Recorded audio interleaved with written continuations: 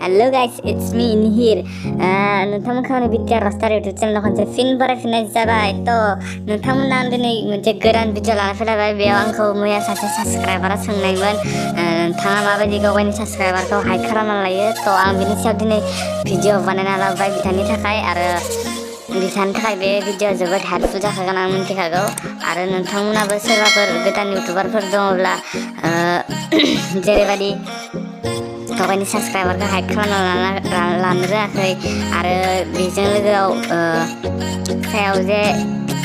बे I button दङ बेयावबो भिडिअ नोंथांमोना दोननो रोङाखै आरो इनस्क्रिन होनो रोङाखै बेफोरनि सायाव आंनाव सोंहरनो हागोन नाथाय आं दिनै माबायदि साबस्क्राइबार हाइड खालामो बेखौल'सो खोन्थागोन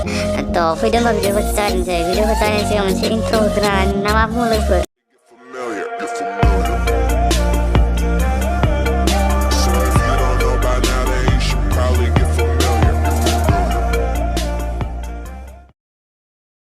नोंथांमोना बेनि थाखाय फार्स्टआवनो गावनि क्रम ब्राउजारखौ ओपन खालामनांगोन बेखौ क्रम ब्राउजार ओपन खालामखांनायनि उनाव नोंथांमोना बेयाव सार्च खालामनांगोन youtube.com बेनो youtube.com ओमफ्राय आं बेखौ सार्च खालामबाय गिबियावनो नोंथांमोना बे सायाव नुदोंना बेखौ थ्रि कारसिनाव बेयाव थांनानै बेखौ क्लिक खालामनांग्रोगोन क्लिक खालामबाथाय नोंथांमोना बेखौ डेस्कटप साइड मड अन खालामना ला नोंथांमोना नुगोना नुजाथाय डेस्कटप मडखौ नैबेनो डेस्कटप मडा बेखौ टिक खालामना ला मोनो डेस्कटप मड अन जागोन ओमफ्राय नोंथांमोना बेखौ जुम खालामनानै बेखौना बेखौ सायाव गावनि लग'खौ चेनेलनि लग'खौ बेयाव क्लिक खालामनांगोन गावनि चेनेलनि लग'आव क्लिक खालामखांनायनि उनाव नैबे इउटुब स्टुडिअ बे इउटुब स्टुडिअआव नोंथांमोना क्लिक खालामनांगोन इउटुब स्टुडिअआव क्लिक खालामखांनायनि उनाव नोंथांमोननियाव बेबायदि मोनसे इन्टारफेस फैगोन बेबायदि ओमफ्राय बेयाव नोंथांमोना सिङाव फैनांगोन सिंथाराव जुम खालामनानै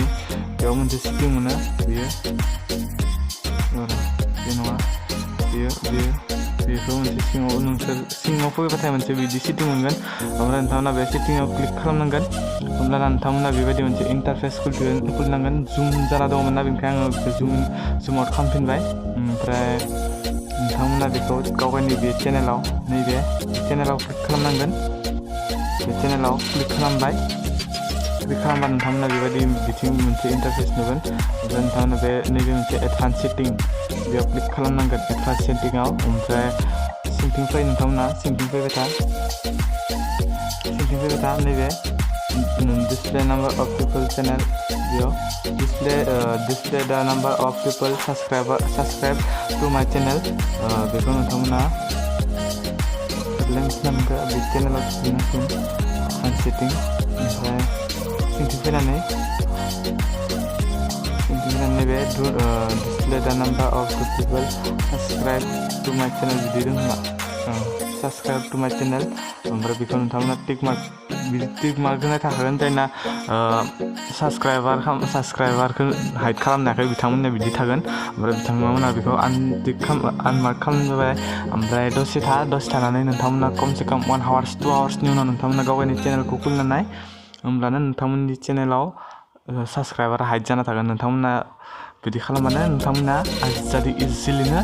गावनि साबस्क्राइबारा हाइड जागोन भिडिअखौ फोजोबनायनिफ्राय नोंथांमोननि मोनसे साबायखर होनो सानदों नोंथांमोननि थाखाय आंनि चेनेलाव 150 साबस्क्राइबार कमप्लिट जाबाय तो थेंक इउ लोगोफोर दिनै बेखिनिल'सो भिडिअखौ नायनानै मोजां मोनदोंब्ला लाइक शेयार एन्ड साबस्क्राइब खालामनांसिगोन नोंथांमोननि थाखाय थाबैनो भिडिअ लाना फैफिनगोन तो बाय बाय लोगोफोर नेक्स्ट भिडिअ लोगो मोनफिनगोन